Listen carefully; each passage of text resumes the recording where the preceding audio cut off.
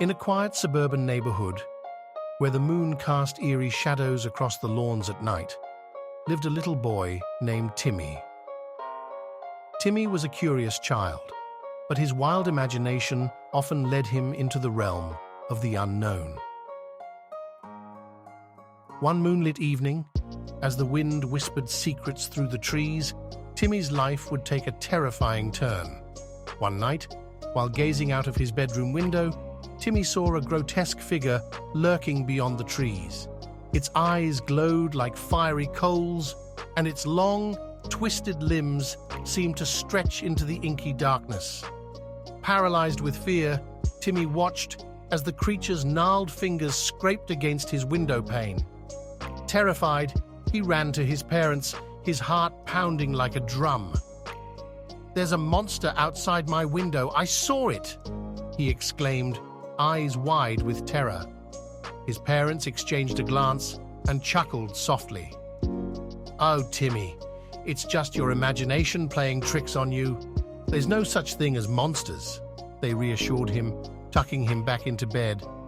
But that night, Timmy's sleep was restless, haunted by visions of the creature's fiendish grin and those piercing, fiery eyes. As the years went by, the memory faded, and Timmy's life returned to normal.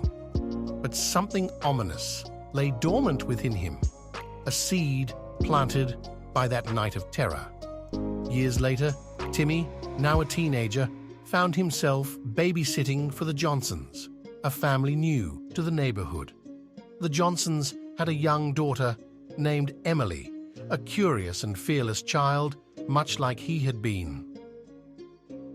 One night, while babysitting, Timmy caught sight of his reflection in a darkened window. He was taken aback by the strange, unsettling changes in his appearance: elongated limbs, fiery eyes, and an unnerving grin that seemed foreign yet familiar. The memory of that long-ago night rushed back, mingling with the unfamiliar sensations coursing through his veins. A malevolent urge welled up within him, a desire to play on Emily's fears, just as he had been tormented.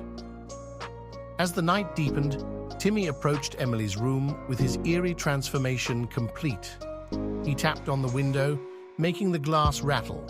Emily woke with a start, her eyes wide with terror. Timmy's heart ached at her fear, but he was driven by forces he couldn't control. "Who's there?" Emily quivered, clutching her stuffed animal close. With a voice that seemed to crawl from the shadows, Timmy replied, "I'm the monster that haunts your dreams." Emily's scream pierced the night, echoing through the halls. Her parents rushed to her room, finding her trembling and pointing at the window. "I saw a monster!" she cried. Her parents exchanged a worried look, but like Timmy's parents, who were now the Johnsons' neighbors, were quick to comfort her. "There's nothing to worry about, sweetheart. It was probably just a bad dream," they assured her. Timmy stood in the shadows, his heart heavy with guilt and remorse. He had become the very thing that had haunted his own childhood. The cycle of fear continued, perpetuating itself in the most dreadful of ways. Will the cycle continue? And so, in the quiet suburban neighborhood, where secrets and shadows intertwined, the legacy of fear lived on, passed from one generation to the next. So, have you seen any monsters lately?